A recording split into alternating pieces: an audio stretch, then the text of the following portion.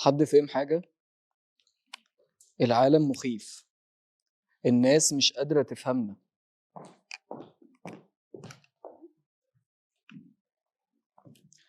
العالم مخيف.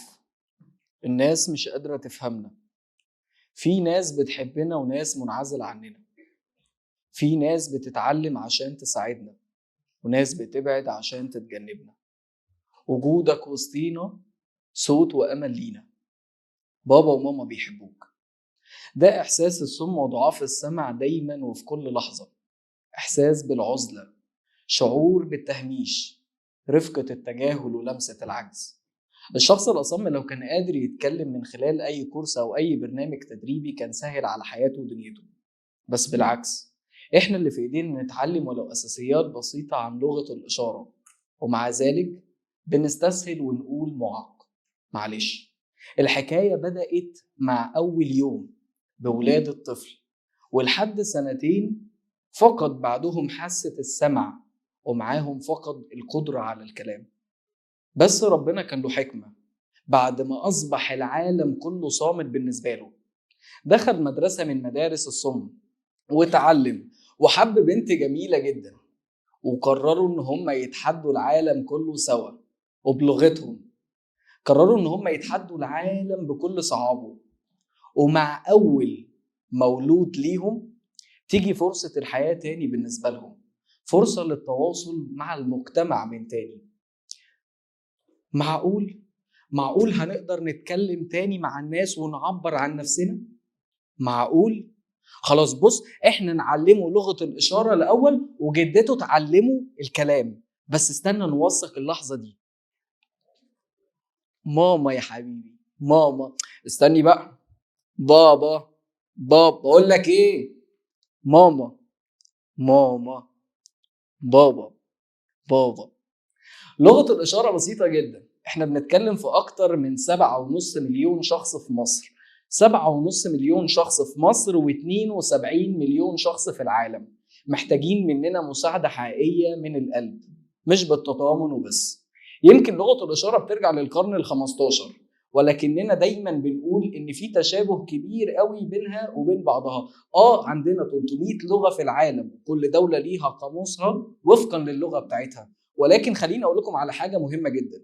احنا خدنا جانب بالفطره من لغه الاشاره في حياتنا، وده بنسميه في لغه الاشاره هو الجانب العامي. لما بنبقى واقفين في الشارع وحد يسالنا على عنوان بنقول له ايه؟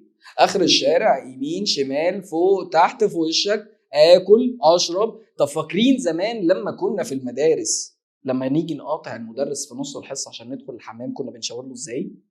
صح؟ الموضوع بسيط جدا. ويعني مش قادر اوصف لكم قد ايه الاشاره البسيطه ممكن تحسسنا باننا احنا فعلا ممتنين، يعني ممتنين ليكم على دعمكم. خليني اقول لكم ان الطفل ده في الوقت الحالي بعد ما عاش ظروف صعبه جدا في المعاناه مع اهله، بعد ما تحدى العالم في حاجات كتيره جدا، يعني مش قادر اشرح لكم قد ايه بيكون.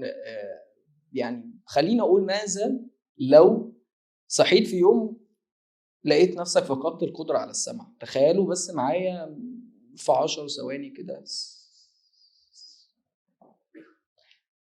ماذا لو نزلت لقيت في الشوارع يفط واعلانات مترجمة بلغة الاشارة؟ لحد امتى هنقول احنا محرومين من المسلسلات والافلام؟ لحد امتى هنقول ان معظم البرامج مش متوفر عليها ترجمة؟ انا موجود النهاردة عشان اوصل رسالة للعالم كله واقول انشروا السلام والمحبة. انشروا السلام والمحبة بلغة الاشارة، لاننا نستحق. لغة الاشارة يمكن من ابسط الحاجات اللي في حياتنا اللي ممكن نعرفها ونتحط تحت اختبار في اننا نساعد بيها. الموضوع مش صعب جدا، وهو بيحتاج بس ان انت تكون قادر وعايز تساعد.